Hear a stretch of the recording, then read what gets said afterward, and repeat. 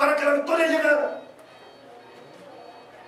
En medio de la dificultad, en medio del conflicto, en medio de la debilidad, puede ser humana o de liderazgo, Dios ha puesto colaboradores para que la iglesia sea triunfante. Si bien es cierto, la palabra de Dios dice que las puertas del Hades no prevalecerán contra la iglesia, pero es necesario que haya gente comprometida, es necesario colaboradores comprometidos, es necesario una iglesia que ora, que ayuna, que intercede, es necesario una iglesia que se mete en el proyecto de la iglesia, una congregación que está comprometida con los proyectos. Pero en segundo lugar, hermanos, podemos encontrar otra historia en Jueces capítulo 20, versículo 11. Encontramos una historia en Jueces 20:11. Hombres de Benjamín hicieron algo incorrecto a la mujer de un levita. Y dice la palabra del Señor que hicieron algo con el cuerpo de esta mujer y el pueblo de Israel se consternó.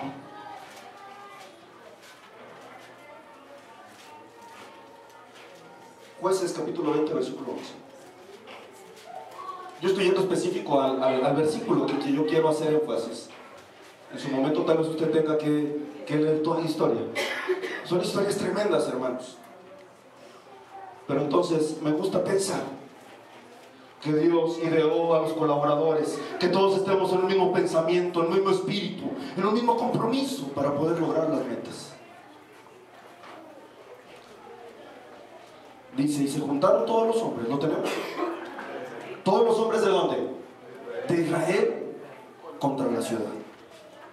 ¿Ligados como qué? Como un solo hombre. Todos estaban en un mismo pensamiento. ¿Y qué creen que hicieron los de Benjamín? Huyeron. Eran de los mismos, pero incurrieron en transgresión. Fueron tras sus deseos, sus pasiones desenfrenadas, sus concupiscencias. Y entonces todo el pueblo de Israel se dio cuenta que era incorrecto lo que habían hecho y se unieron como un solo hombre. Habla de unanimidad y de unidad. Habla de un mismo pensamiento, un mismo propósito, una misma meta. Caminar hacia el mismo rumbo. Hacer lo mismo, todos ver la misma necesidad y emprender frutos algo. No solamente ver y considerar y decir, pues está difícil, ¿no? Pobrecitos. Yo lo sé. Porque esa no es la actitud de un colaborador. La actitud de un colaborador es compromiso. Y dice la palabra de Dios que ese día tuvieron éxito. Los de Benjamín tuvieron que hacer un pacto con ellos, porque solamente quedaron unos cuantos de ellos porque arrasaron con todos. Huyeron unos cuantos a las colinas. Pero ¿por qué lograron la victoria? Porque andaban caminando como un solo hombre.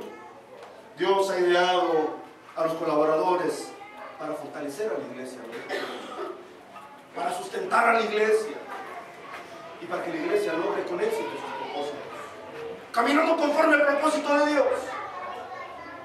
Por otro lado, podemos encontrar también que Dios inspira a los hombres, a sus colaboradores de su obra, para mejorar la situación que están viviendo. Algunas veces nosotros nos quedamos con el pensamiento de que la iglesia solamente es la cuestión espiritual. La iglesia debe ser un brazo que trabaja en lo social y en lo político. La iglesia tiene que trabajar, tiene que estar inmiscuida en todas esas áreas. Tiene que permear la sociedad, tiene que estar involucrada en las áreas de la sociedad. A menos que me digan que no hay entre los cristianos abogados, que me digan que no hay arquitectos, que no hay doctores. Si entre los cristianos no hay eso, y si nadie trabaja de los cristianos, entonces la iglesia no puede hacer nada. Pero sí los hay, y sí podemos hacerlo. Sí podemos involucrarnos socialmente. Le invito a que vayamos a 1 Samuel, capítulo 14, versículos 6 y 7. Una historia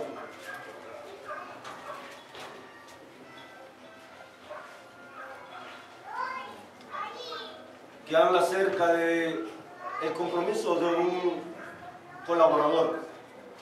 1 Samuel 14, 6 y 7. Versículo 6 y versículo 7. Dijo pues Jonatán a su paje de armas. Su paje de armas era su colaborador. Era el que andaba con él para todos lados. Era el que lo acompañaba donde iba. Y no cuestionaba nada. Vamos a verlo ahí. Dice aquí. Dijo pues Jonatán a su paje de armas: ven, pasemos a la guarnición de estos incircuncisos. Quizás haga algo Jehová por nosotros, pues no es difícil para Jehová salvar con muchos o con pocos. Jonatán sabía lo que Dios podía hacer. Si yo hubiera sido el paje de armas, tal vez me hubiera ido para otro lado.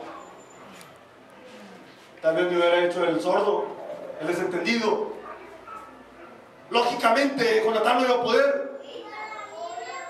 Pero dice la palabra de Dios que su paje de armas le respondió en el versículo 7 y dice: haz todo lo que tienes en tu corazón, ve, pues aquí estoy contigo. ¿A qué? A tu voluntad, a tu disposición, a lo que tú pidas, a lo que tú digas.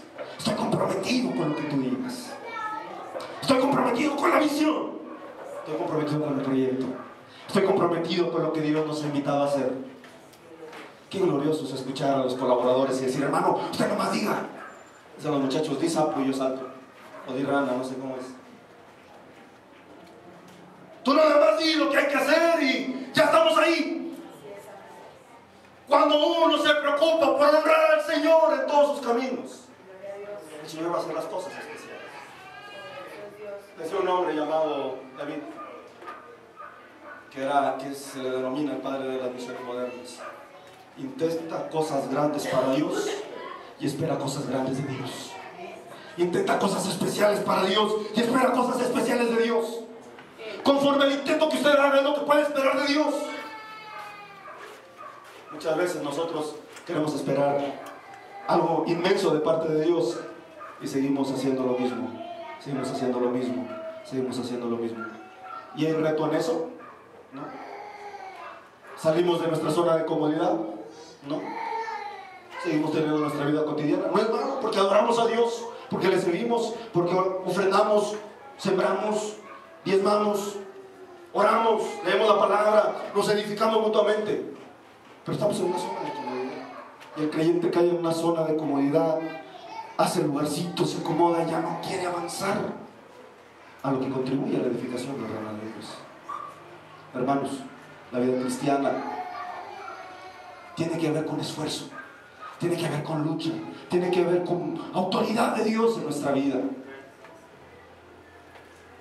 Me gusta cuando dice Pablo que el evangelio para algunos es locura. Dice: pero para mí es poder, es poder de Dios, es poder de Dios.